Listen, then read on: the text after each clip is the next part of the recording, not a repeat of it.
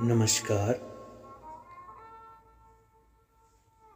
आज हम इस वीडियो में राजस्थानी लघु चित्र शैली तथा उसकी उपशैलियों के बारे में जानेंगे। जैसा कि हमने पहले पूर्व की कलाओं के बारे में जाना, जिसमें हमने ये देखा कि किस प्रकार जैन चित्र शैली ने कला और संस्कृति को संजो कर रखा तथा आने वाली नवीन शैलियों को एक नया रूप और स्थान प्रदान किया। उसी विकास क्रम में हम राजस्थानी लघु चित्र शैली तथा उसकी उपशैलियों को देखते हैं। जैसे कि हमने पूर्व वीडियो में ये जाना कि 15वीं सदी के आरंभ में राजस्थान के मेवाड़, जिसे उदयपुर क्षेत्र भी कहा जाता है, उसमें जैन कल्पसूत्र शैली के लघु चित्रों की रचना हुई थी। इन कला चित्रों में हम स्थानीय लोक कलाओं को, जो जगह जगह पर विभिन्न विभिन्न स्थानों पर और कलाएं होती थीं, उनके रूपों को तथा अजंता, गुजरात आदि अन्य महान कलाओं के विशेष तत्वों का हम उसमें देखते हैं, हम उसमें मिश्रण पाते हैं। इस कला शैली का सबसे विकसित रूप, जो जैन कल्पसूत्रों से विकास क्रम करती हुई आगे बढ़ती हुई आई, उसका जो बहुत ही विकसित रूप हम देखते हैं वह 1555 ईस्वी के पालम भागवत चित्रों में देखते हैं। एक ग्रंथ की रचना की गई। उस रचना में बहुत सारे कथा पर आधारित चित्र बने। उस ग्रंथ को हम पालम भागवत के नाम से जानते हैं, जिसमें राजस्थान की प्रारंभिक कला शैली को बहुत ही शुद्ध रूप से प्रस्तुत किया गया था। धीरे धीरे यही लघु चित्र शैली राजस्थान के अन्य कला केंद्रों में भी भिन्न भिन्न रूप लेकर विकसित हुई। यहाँ बने लघु चित्रों में अनेक विशेषताएं देखी जाती हैं, जैसे कि चेहरे भाव से भरे हुए, भाव प्रवण चेहरे, भावों से भरे हुए जो चेहरे थे, जो उस चित्र में बने थे, उन चेहरों के ऊपर एक फीलिंग, भाव नजर आता है। तीखे नाक नक्श, जो उनके फेस के फीचर्स थे, जो उन्होंने बनाए, उसमें नैन नक्श बहुत ही शार्प, तीखे बनाए। रोबीली आकृतियाँ, जो आकृतियाँ बनाई थी, जो मानव आकृति बनाई थी, उसमें एक रोब का भाव प्रकट होता हुआ नजर आता था।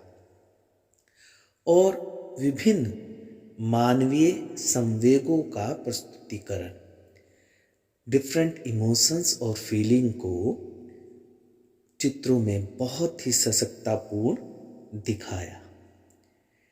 इस शैली में रेखांकन, जो ड्राइंग थी, जो रेखा थी, वो बहुत ही सटीक थी, बहुत ही शार्प थी।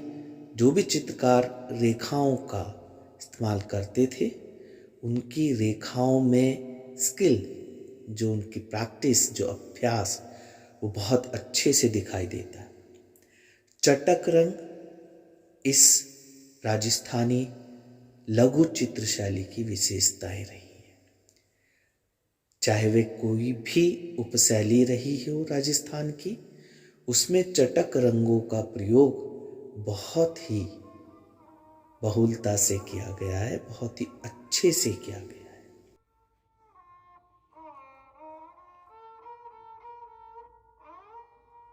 भौगोलिक विविधताओं तथा स्थानीय अभिरुचियों के आधार पर राजस्थानी लघु चित्र शैली को कई उपशैलियों में वर्गीकृत किया गया है। राजस्थान की जो भौगोलिक स्थिति रही और जो स्थान में अलग अलग जगह पर जो रुचियां रही, लोगों का जो इंटरेस्ट रहा, उसके हिसाब से, उसके अनुसार राजस्थान खुद एक शैली, एक स्कूल होने के साथ साथ उसके अंदर भी विभिन्न स्कूल्स, अलग अलग उपशैलियाँ विकसित हुई, क्योंकि भौगोलिक स्थितियों के अलग अलग कारण रहे और लोगों की रुचियों के अलग अलग कारण रहे, और उन्हीं कारणों की वजह से अलग अलग उपशैलियों ने जन्म लिया। जैसे कि मेवाड़, मेवाड़ को हम उदयपुर शैली के नाम से भी जानते हैं और मेवाड़ शैली के नाम से भी जानते हैं। यह राजस्थानी लघु चित्र शैली की उपशैलियों में से एक है। 15वीं सदी के प्रारंभ में मेवाड़ क्षेत्र में लघु चित्रों की रचना हुई। इस शैली का सबसे विकसित रूप पालम भागवत चित्रों में देखा जाता है। पालम भागवत के बारे में हमने पहले भी जिक्र किया। थोड़ा सा इसको समझ लेना जरूरी है कि ये पालम भागवत क्या है। आपने भागवत पुराण के बारे में सुना ही होगा। भागवत पुराण भारतीय संस्कृति का महत्वपूर्ण ग्रंथ है। इसमें कई स्कंद है, इसको कई स्कंदों में लिखा गया है, कई चैप्टर डिवीजन में लिखा गया है, और पूरे जो भागवत पुराण का वर्णन है इसी तरीके से डिवीजन, जिसको हम स्कंद कहते हैं, स्कंद में उसका वर्णन है। इस भागवत पुराण का जो 10वां स्कंद है, जो 10वां स्कंद है, वो संपूर्ण भागवत पुराण का हृदय माना जाता है। इसी ग्रंथ के 10वें स्कंद को 16वीं शताब्दी में चित्रित किया गया था। यानी कि जो कथाएं इस ग्रंथ में लिखी गई थी, उन्हीं कथाओं के आधार पर 16वीं शताब्दी में इस पालम भागवत को, जो कि भागवत पुराण का 10वां स्कंद है, उसको चित्रित किया गया था। कृष्ण की इस ग्रंथ में कृष्ण के जीवन से, उनके चरित्र से, उनकी संपूर्ण कथाओं को लिखा गया है, और उस लिखने के आधार पर ही चित्र बनाए गए। कृष्ण चरित्र की सबसे प्राचीनतम सचित्र प्रति यही 10वां स्कंद है, जिनको भारतीय कला के जानकारों ने व कलाकारों ने पालम भागवत पुराण से जाना। इस ग्रंथ के चित्र विश्व के विभिन्न संग्रहालयों में पाए जाते हैं। भारत की प्राचीनतम कला प्रणाली, जिसे चौर पंचाशिका चित्र परंपरा, चौर पंचाशिका चित्र परंपरा कहा जाता है, यह ग्रंथ, यह जो पालम भागवत ग्रंथ है, ये इसी शैली में चित्रित किया गया है। हालांकि ये चौर पंचाशिका चित्र परंपरा शैली आपकी 12वीं की कक्षा की पुस्तक में इसका कोई जिक्र नहीं है, और ना ही पालम भागवत की डिटेल है, बट 2 बार ये पालम भागवत के बारे में आया तो उसको थोड़ा सा समझना जरूरी है कि हमें उसमें ये समझ में आ जाए कि पालम भागवत में आखिर है क्या, उसमें बना क्या है, जिसकी हम चर्चा यहाँ पर कर रहे हैं। तो मेवाड़ जो कि राजस्थानी लघु चित्र शैली की उपशैली है, उसको अगर हम जानते हैं या उसके विकसित रूप को अगर हम देखते हैं तो वह पालम भागवत चित्रों में देखा जा सकता है। इस शैली के प्रमुख चित्रकार साहिबदीन तथा मनोहर ने अनेक उस समय के महान चित्रों की रचना की। भक्ति रोपत्र, पंचाख्यानो रोपत्र, बाण भेद रोपत्र तथा रागों पर आधारित अमूर्त विषयों के चित्रण में मेवाड़ी सुगंध विद्यमान है, भरपूर मात्रा में है, दिखलाई देती है। इस शैली के मुख्य जो विषय रहे, पालम भागवत के अलावा भागवत पुराण पर आधारित चित्र, गीत गोविंद, आघातपुर में विचरित ढोला मारू और रस मंजरी के लघु चित्र मेवाड़ में विकसित कला शैली के बेहतरीन उदाहरण हैं।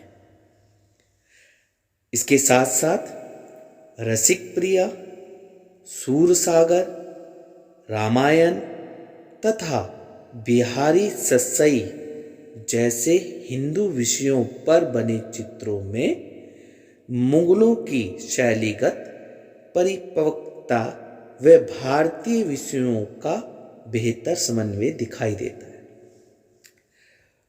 इस उपशैली में हमने ये देखा कि 15वीं और 16वीं शताब्दी के बीच ये राजस्थानी लघु चित्र शैली अपने विकास क्रम में आगे बढ़ रही थी और 16वीं से 19वीं शताब्दी जो समय रहा, उस समय में मुगल और दक्कन चित्र शैली बहुत अपने चरम पर थी। पर इससे पहले, इसके साथ साथ पैरेलल ही मुगल शैली अपनी एक साख जमाए हुए चल रही थी और साथ के साथ राजस्थानी भी। तो बहुत से कलाकार जो मुगल शैली के थे वह राजस्थान शैली या राजस्थानी चित्रकलाओं के स्कूल में आए और उन्होंने भी राजस्थानी चित्र शैली के और उसके उपशैलियों में रहकर उन्हीं के विषयों पर चित्र बनाए। तो ये जाहिर सी बात है, ये बहुत सामान्य रूप से कि जो व्यक्ति, जो कलाकार दूसरी शैली से एक अन्य शैली में आ रहा है तो पहली शैली का निश्चित रूप से वो प्रभाव कुछ लेकर अपने साथ आता है। यही प्रभाव हमने मेवाड़ के चित्रों में भी देखा कि चाहे विषय जिन्हों को चित्रित किया गया था वे बेशक से हिंदुत्व लिए हुए थे, हिंदू के थे, धार्मिक थे, चाहे वो रसिक प्रिया थी, चाहे वो सूरसागर या रामायण इत्यादि रहे या भागवत, पालम भागवत ही या भागवत पुराण ही रहे, पर उनको जो बनाने वाले चित्रकार थे उनकी कला शैली में मुगल प्रभाव देखने को मिलता है। और ये भी देखने को मिलता है कि मुगल प्रभाव के साथ साथ जो विषय धर्म से जुड़े हुए थे, हिंदू परंपराओं से जुड़े हुए थे, उसमें उन दोनों का एक मिलन, एक बहुत अच्छा मिलन दिखाई देता है। मेवाड़ राजस्थानी लघु चित्र शैली की उपशैली रहते हुए भी इसकी खुद की अपनी भी कुछ उपशैली या कहें कि सब स्कूल थे। जैसे कि मेवाड़ शैली की उपशैलियों में से शाहपुरा, प्रतापगढ़, देवगढ़ तथा नाथद्वारा में दिखाई देते हैं। इसके जो प्रभाव हैं, जो मेवाड़ के उपशैली होते हुए अन्य उपशैली में नजर आते हैं, वह ये स्थान जिसको शाहपुरा, प्रतापगढ़, देवगढ़ तथा नाथद्वारा में देखा गया। नाथद्वारा में भी धर्म से ओतप्रोत चित्रों को, खासतौर से श्री कृष्ण के चित्रों को बहुत बनाया गया और कपड़े पर पिछवाई भी नाथद्वारा की प्रसिद्ध है। इसके साथ अन्य उपशैली जो कि राजस्थानी लघु चित्र शैली की आगामी उपशैली है, वह है बूंदी लघु चित्र शैली। बूंदी लघु चित्र शैली में रागमाला श्रृंखलाओं के चित्र मिलते हैं, जिनको आरंभिक लघु चित्र चुनार में बने। चित्रांकन में मुगल व दक्कनी कलाओं के तत्वों का समावेश है। बूंदी कला शैली जो है, इस समावेश के लिए बहुत ही अच्छे तरीके से उन्होंने इस समावेश को कौशल के रूप में, एक स्किल के रूप में यूज किया और बहुत ही अद्वितीय रूप से उसका प्रयोग हुआ। व्यक्ति चित्रों में भी बूंदी एक अपना विशेष स्थान रखती है।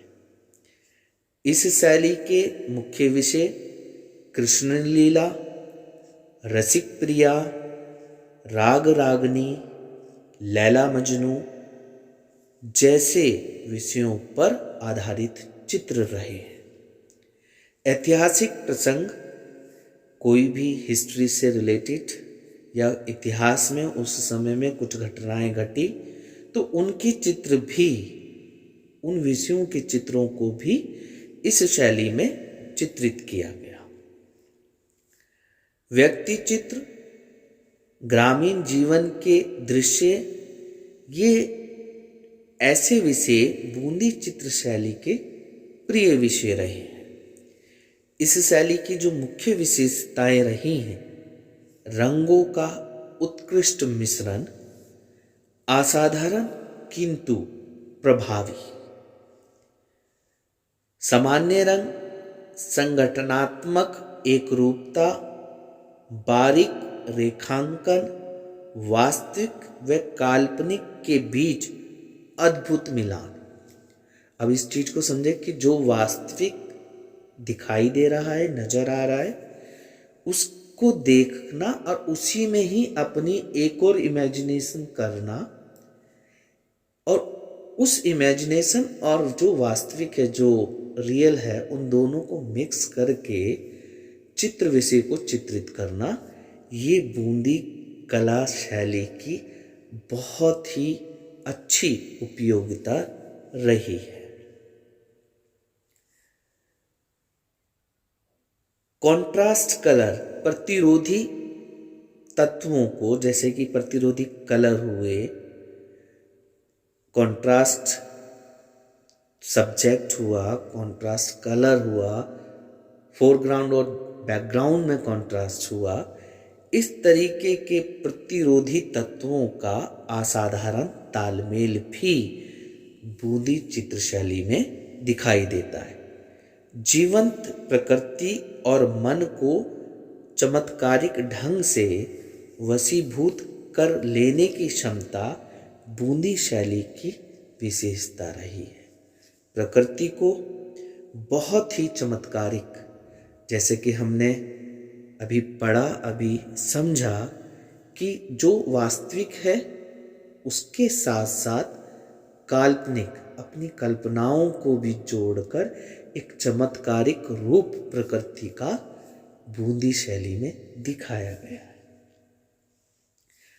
इसके आगे राजस्थानी लघु चित्र शैली की जो उप शैली है उसे हम जोधपुर लघु चित्र शैली के नाम से जानते हैं। मेवाड़ की कला परंपरा जोधपुर को विरासत में मिली।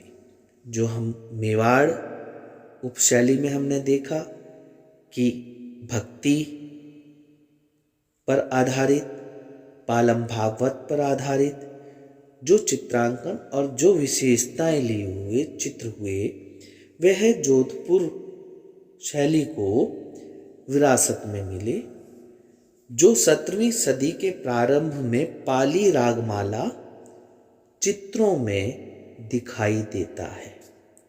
इन चित्रों की शैलीगत विशेषता एकदम देशज चित्रण पर आधारित है।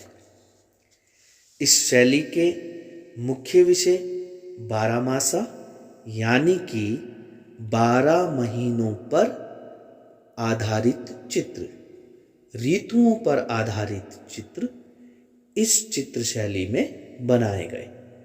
रामायण के प्रसंग, देवी देवताओं की उपासना संबंधी चित्र व रानी वास जीवन का चित्रण जोधपुर चित्र शैली का एक विशेष गुण है।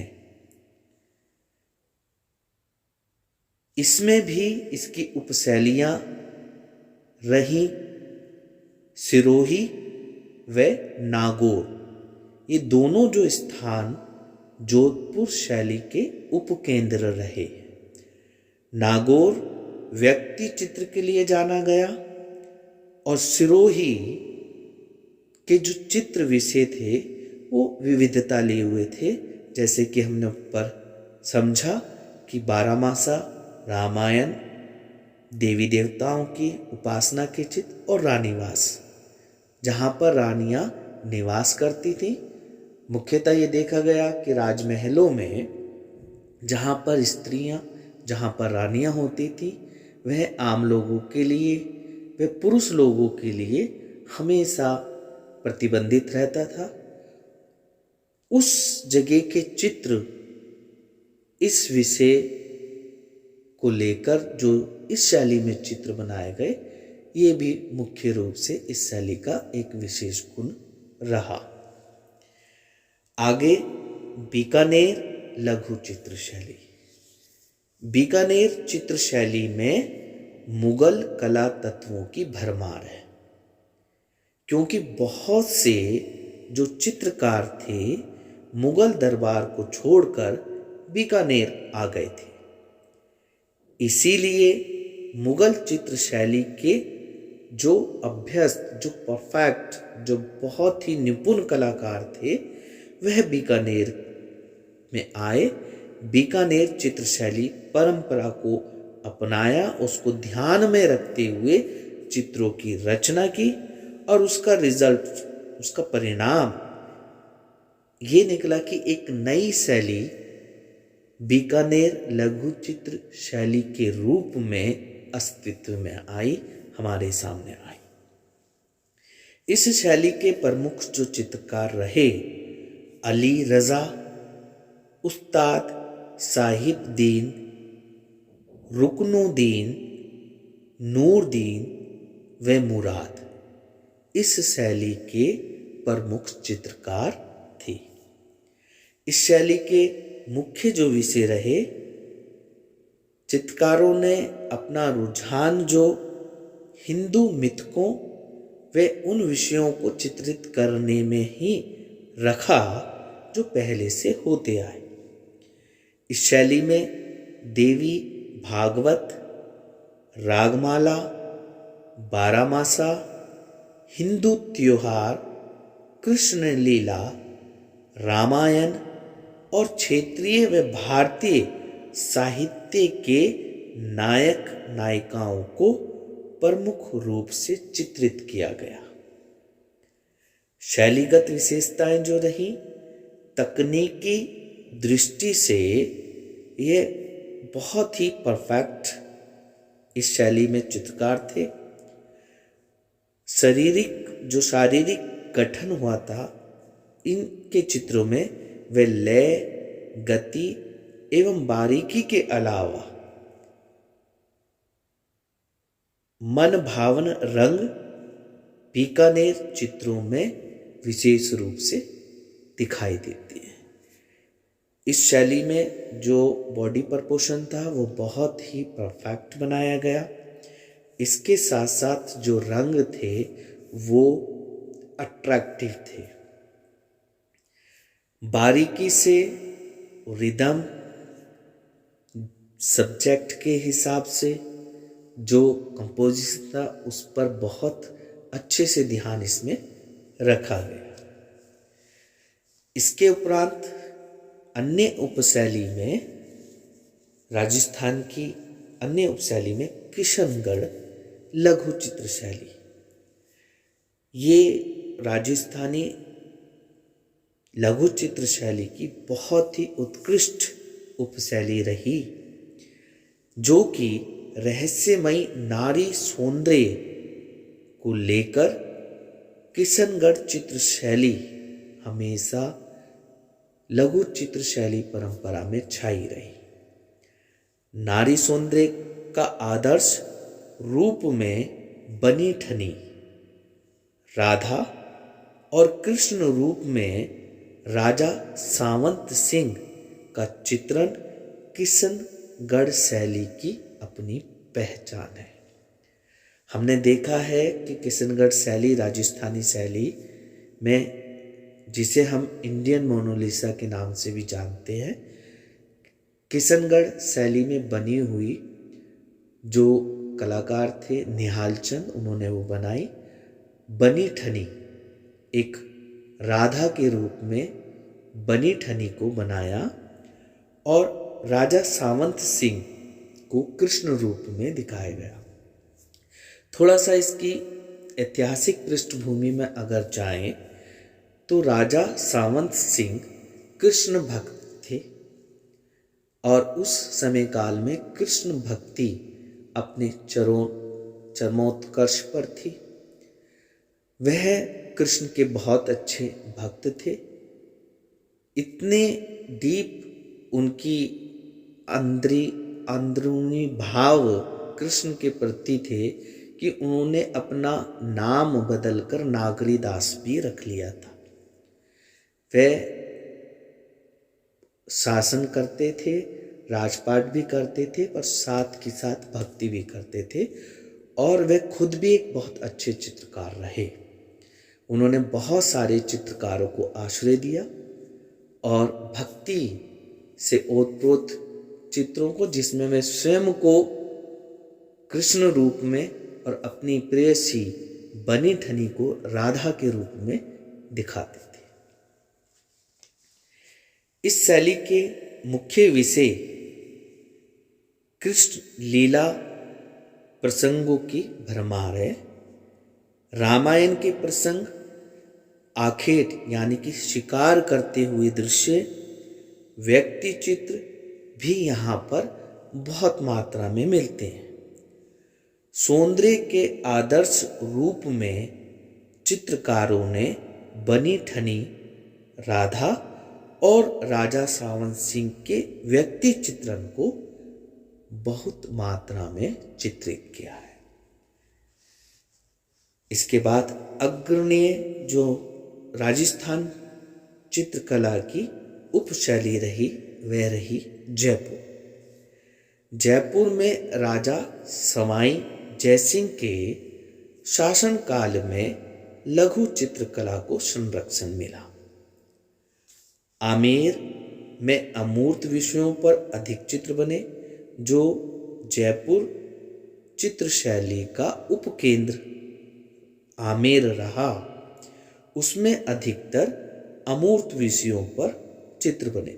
अमूर्त वह जिसका कोई रूप ना हो, वैसे विषय, जैसे कि हमने पहले भी पढ़ा कि रागों पर आधारित। अब राग का कोई रूप तो नहीं, हाँ उसका एक भाव पैदा होता है, एक फीलिंग पैदा होती है, या 12 मासा महीनों का कोई रूप तो नहीं, पर हर एक महीने की अपनी फीलिंग होती है।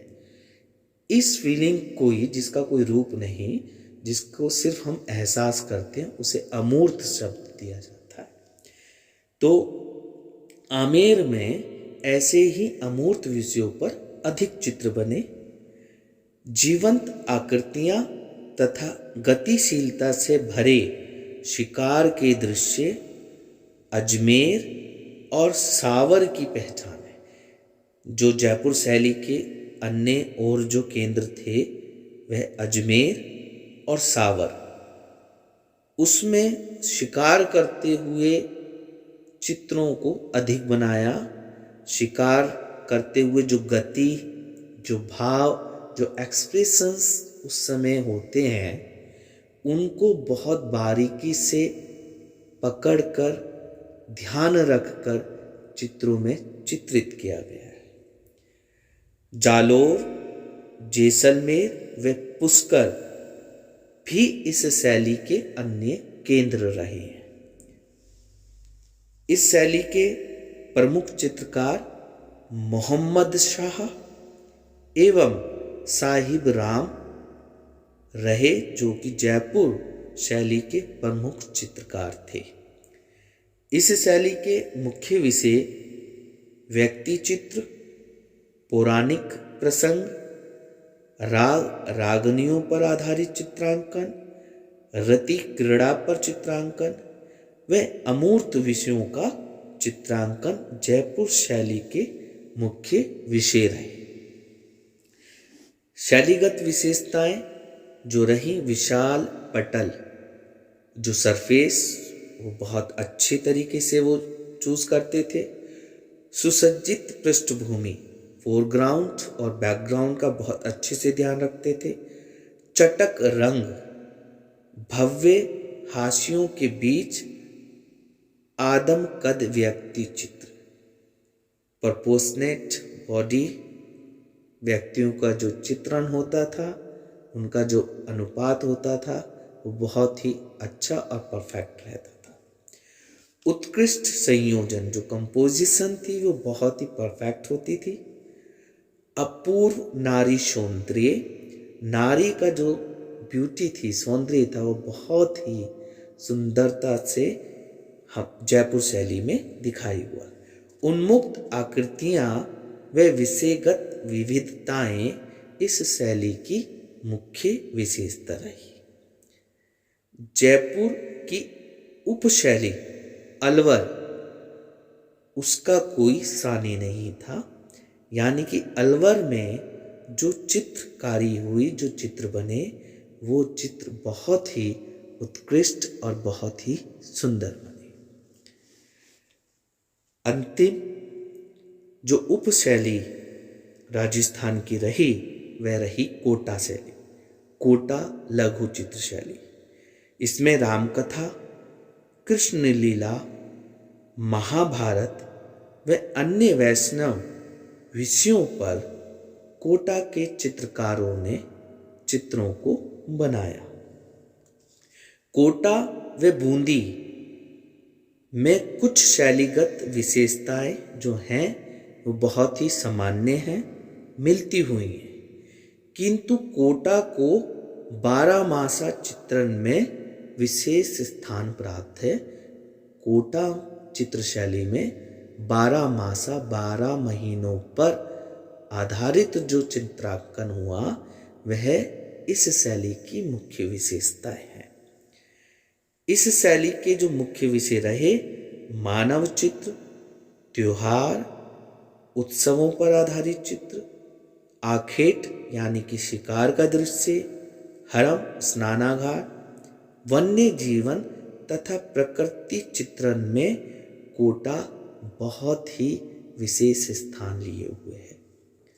शैलीगत विशेषताएं जो रही, वह रहा सौंदर्य, लालित्य, भावात्मक प्रमुखता, जो फीलिंग, जो एक्सप्रेशंस विषय को ध्यान में रखते हुए चित्रकारों ने दिखाया, वे बहुत ही अच्छे तरीके से और बारीकी से दिखाया।